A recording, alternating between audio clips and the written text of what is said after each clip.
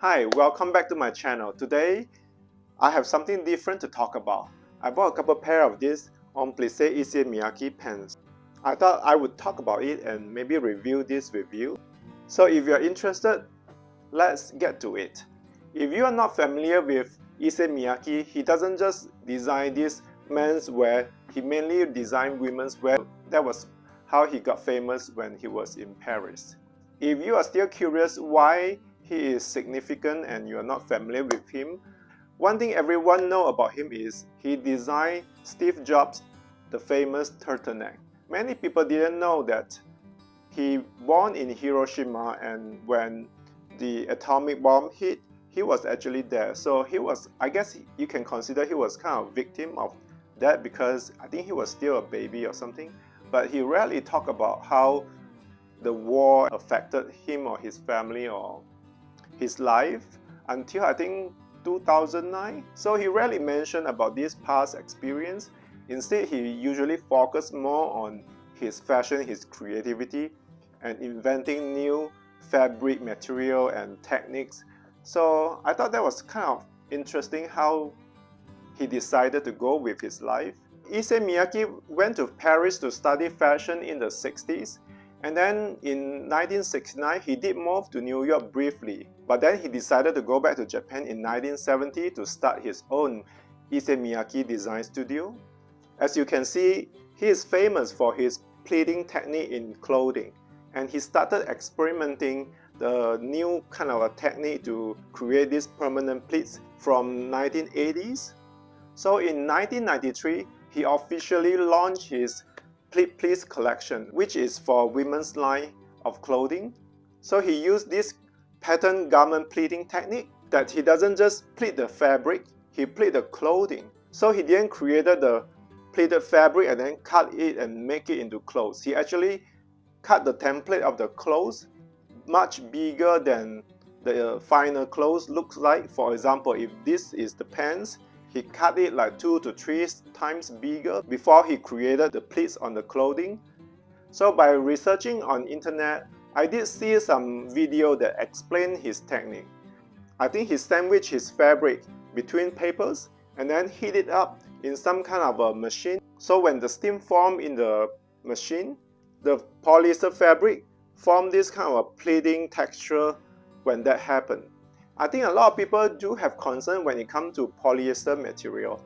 And from what I learned that, I think last couple seasons, he started to use recycled material to create his clothing. From what I understand, for the future, their goal is to create their clothing using 100% recycled materials. Now, enough with the history and things about this designer, because I'm sure you can find a tons of information online regarding this legendary designer.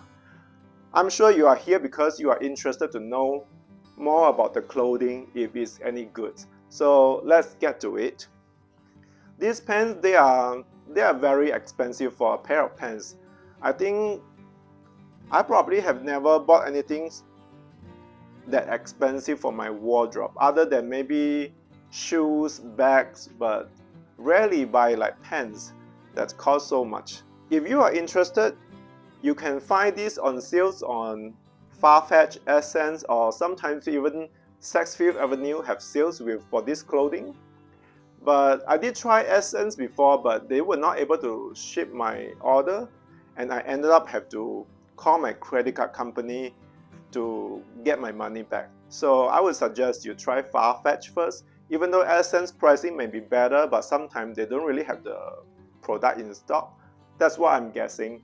That's why they couldn't ship up my order for like 2 weeks and they wouldn't cancel it. So the first pair I want to show you is this in deep blue color. It probably looks black on camera, but it's actually a deep blue. And then another pair I want to show you is this one in kind of a khakis beige color. So throughout this video, I'm going to insert some of the styling clips that I did to show you how it looks when I wear those. So I bought this first, and then I bought this one. I didn't realize that even from Issey Miyake Homme Plissé company, they have different thickness of fabric. Like this one, I think is slightly thicker. The pleats is it feels a little bit more substantial. This one definitely feels a little bit more lightweight, but the texture is very similar. Previously I talked about how they created this garment by cutting the shape 2 to 3 times bigger before forming this kind of pleat texture. That's why it does have this kind of stretchy material that you see here. And it's even more obvious with this pair. Look at that. Look at how much it stretched.